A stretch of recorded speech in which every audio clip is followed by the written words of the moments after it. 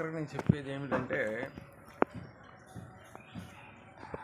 ఇదే గ్రామంలో ఒకరికి ఒక శక్తి పెట్టిందని నాకు ఫోన్ చేశారు. ఒక గుడిలో ఉండే ఫోన్ చేశారు. ఒక గుడిలో ఉండే ఫోన్ చేస్తే, సరే నన్ను ఆయన బాబాయ్ అంటాడులే, ఆయన పెద్ద వయసు ఆయనే, సరే అని చెప్పి వెళ్ళాను.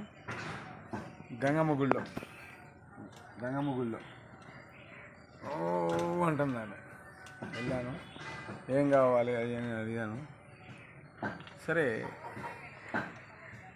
నేను పూజ ఒప్పుకున్నాను. ఆమెకి చక్కగా ఆ ఒంటి మీద ఉన్న శక్తి తప్పించేశాను. ఇవాళ హ్యాపీగా ఆనందంగా ఉన్నారు. అలాగే చాలా సతమతాలయ్యానమాట ఆ శక్తిని తప్పించడానికి. మీరు అనుకుంటారా, ఏదో వెళ్ళాము పూజ చేసుకున్నాము అయిపోయింది కదా, అయిపోద్ది. అట్ట కాదు. ఇది చాలా చాలా వింతగా చేస్తూ ఉంటారు ప్రయోగాలు. కుటుంబాల నాశనం కోసం, భార్యాభర్త విడబాటు కోసం, పిల్లల చదువులు నాశనం చేయటం, పిల్లల ఆరోగ్యాలు నాశనం చేయటం, ఎన్నో చేస్తూ ఉంటారు. అలాగే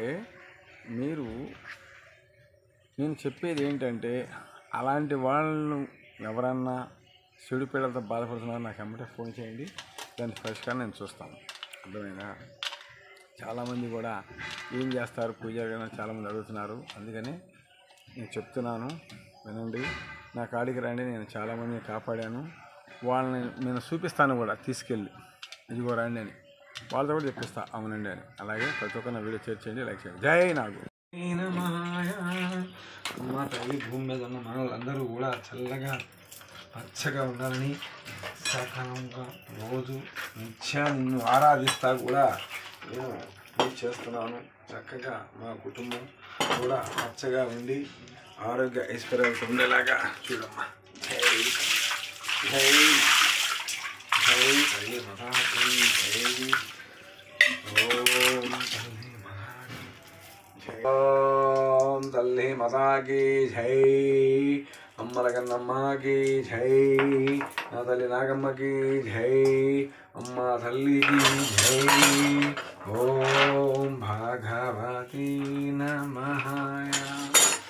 ఓం నాగమ్మ తల్లి నమః. ఓం భగవతి నమః. మా భూమి మీద మానవులందరూ కూడా చల్లగా పచ్చగా ఉండాలని కోరుకుంటున్నాము. పాడి పంటలతో ఊరు గ్రామ పేరుతో కూడా చదువుతున్నారమ్మా. జై మాత, జై తల్లి. ఓం భగవతి నమః. ఓం తల్లి మదాకి జై మాత, జై తల్లి.